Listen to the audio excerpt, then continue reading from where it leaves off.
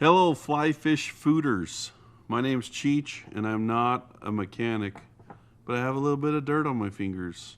It's actually aqua seal, so if you've ever tried to get that off your hands, you know what I'm dealing with. Anyway, we're going to tie a cool midge pattern. This is a pattern done by Fulling Mill, and it's I mean, if you have midges in your water, which pretty much all trout waters have them at some point, this is a good one. This is called the Red Neck Midge.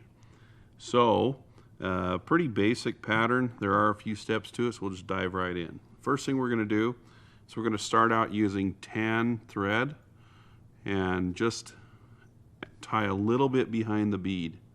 The thinner you can keep this fly, the better.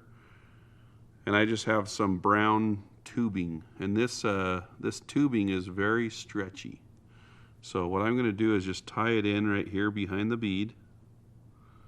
It's okay if I tie it in right there because it'll have a little bit of a thorax, and just stretch it tight and wrap that down the hook.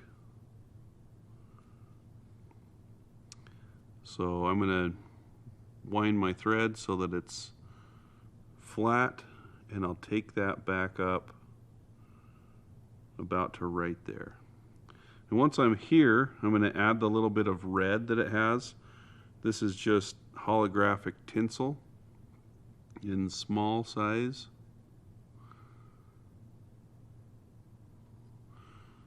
So I'll wrap it up a little bit and come in here and just cover up that section of the fly.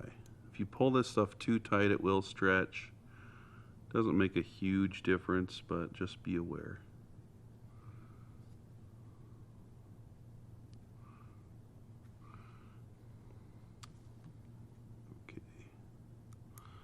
So once we have that where it should be, I'm just going to take this thread and tie a little half hitch here. Without that half hitch, it might unwind and pull off the front of the bead. So I'm going to take this tubing now and pull it really tight and wrap that up the body of the fly.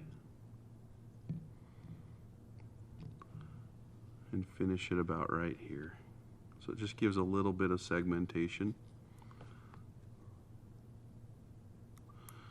And at this point I'm going to change my thread to black thread.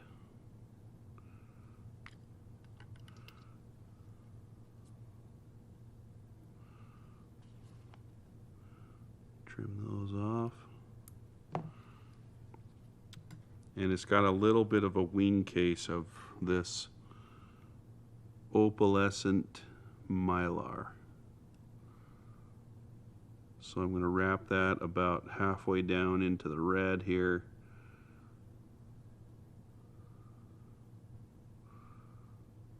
Just about like that. So once I'm here, I'll pull that over. I'm going to actually unwind my thread a little bit. Pull that over and just give it 2 wraps and then pull it over on top of itself and trim it. So you see how I just nicked one side of it? If I do that and then pull it, it will pull it pretty flush. If I get in here with the tips of my scissors and cut it straight across, because these tips aren't super fine, I can never get it really tight up to the bead. So from here, I'll just whip finish it, just with a couple turns, 3 turns, and here I've got the little loon quick cut.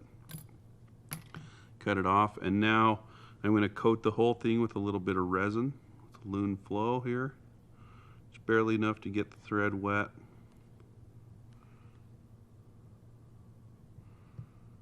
Just like that.